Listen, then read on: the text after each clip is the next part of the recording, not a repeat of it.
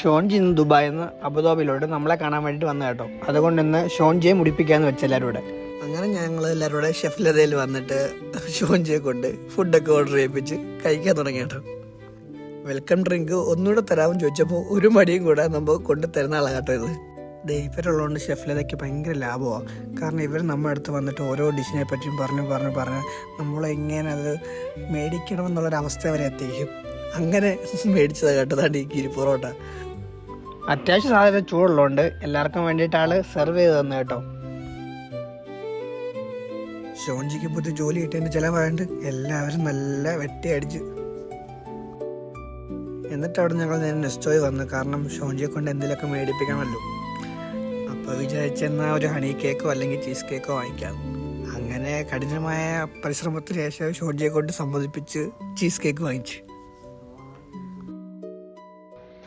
ഞങ്ങൾ അങ്ങനെ ഷോൺജിയെ പറ്റിച്ച് ഇത് മേടിച്ചിരിക്കുകയാണ്.